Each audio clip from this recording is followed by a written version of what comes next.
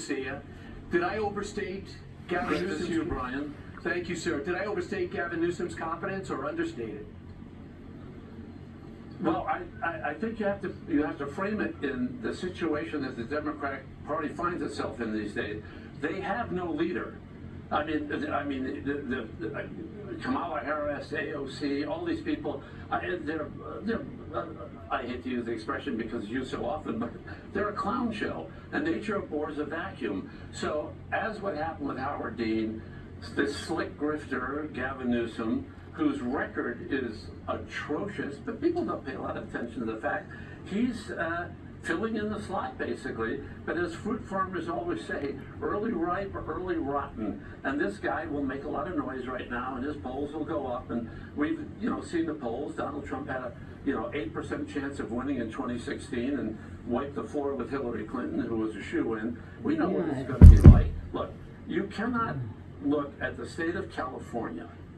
A perfect example, one of the most beautiful cities in the history of this nation, San Francisco, had to have the notorious poop map so that tourists would not find themselves wading through human waste and used heroin needles as they walked the streets of this once beautiful city, because this man couldn't find a way to stop that from happening unless a foreign leader was coming. Foreign leader was coming. He said, well, we've got to clean it up for our guests. You always have to clean it up for our guests. But our citizens, our tax-paying, hard-working citizens, look, if Donald Trump didn't exist and there were no illegal aliens, criminals voting, dead people voting, and so on, the Democratic Party would have about a 5% chance of putting anybody in power anywhere except the bluest of the blue states and cities.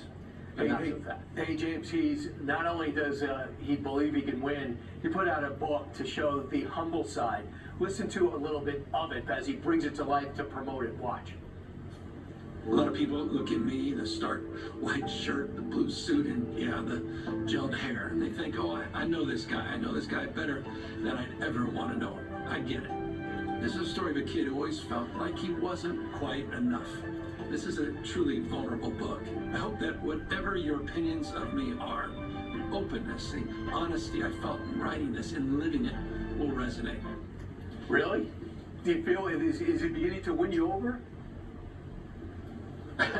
As my beloved grandmother used to say, between a thief and a liar, I'll take a thief, because you can catch a thief, but you just can't catch a liar. This guy is the most lying grifter hypocrite ever in American politics. And he has just a slick image to prove it. He's just a snake oil salesman. And the bottom line is, I think Elon Musk, and people love him and hate him, but one thing I love about this guy, and I love Elon Musk, because one of the things that he did, I was in Twitter jail when it was run during the dark days of Dorsey, when the President of the United States was actually censored from speaking during the former President of the United States at that time, during a presidential election, when the Hunter Biden laptop was buried from view, and he spent his money that he has earned all his life through his genius and expertise to free Twitter and make X a world forum of free speech. I mean, there are problems with bots and all that stuff, and it's being cleaned up. But I have to say, just having the possibility to research what Gavin Newsom has said and done, and we all know it, screwing his campaign manager's wife, and admitting he has a problem drinking, all of the horrible things this man has done to the state, blaming the fire management failure on climate change, that boogeyman that has worked forever. It's really simple. Our house did survive, and I like to say, by the grace of God, and because we followed fire department guidelines. We cleared the brush on our hillside. We terraced our hillside with fire-resistant railroad ties. The house next to us didn't do it, burned down. The house on the other side of the house, on the other side, every house down the street didn't cut their brush, burned down. Every day that Sarah and I, my wife, my beloved wife, would drive past this area, just about 12 houses from where we live, on the hillside there was brush. And I said to Sarah, well, that's where the fire is going to start. And she said, I know. I said, no, but it's really serious, Sarah. They haven't cleared that brush since the 1978 fire, because that little piece of land there is controlled by the state, and they're protecting a plant that is literally a weed, and that's where the fire started in our neighborhood, which was the most egregious part of the fire. And James, you know how many- why? yeah. Because they didn't clear the brush. And how many times did President Trump say that? They had fires during his first term, came out, and they just dismissed it. And again, he has a problem taking any input from President Trump. But look what Ezra Klein of the New York Times said, and this guy gets you really crazy. He says, Newsom has become, without a doubt, one of the Democratic Party leaders at a time when the party is desperately looking for leadership. And as a Californian, someone who has watched and covered Newsom for a long time, he has surprised me. He's experimenting, he's trying something new. He has a feel for the moment, not just in politics, but also in how to get attention, how it all now works. Does it scare you that he looks the part, Let me James? tell you, let me tell you, Brian. You know, this guy has a feel for other people's wives and other people's money, okay?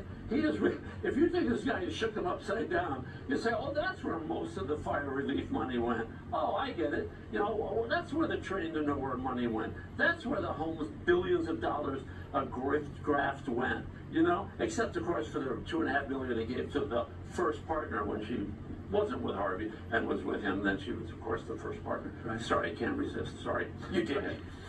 You do. Now I I mean, know the guy is just a nightmare. He's a night. If you're a Californian and you've lived through it, if you're a tax-paying, hard-working California citizen, you love Gavin Newsom. If you're one of the 20 million military-age invaders that came across the border under Joe Biden, who was saying through his mouthpiece, Mayorkas, that the border is secure when this army was coming through, then, you know, or you're a criminal, or you're a welfare queen, and you're going to love Gavin Newsom. If you're a dead person and you want to vote, then you're going to love Gavin Newsom. Let's hope. But if we you're don't a have to deal with hard-working, that. tax-paying citizen, Right. you're not going to want this guy. If anybody had any doubt that James Woods handles his own Twitter feed, the doubt is removed, because you do sound. That's why you got millions of followers, James. By the way, nobody's a better actor than you in this country. Still at the top of your game. We really appreciate you joining us today to kick off the show. Thank you. Brian, you're the greatest. Thank you so much. You know anything about Miami?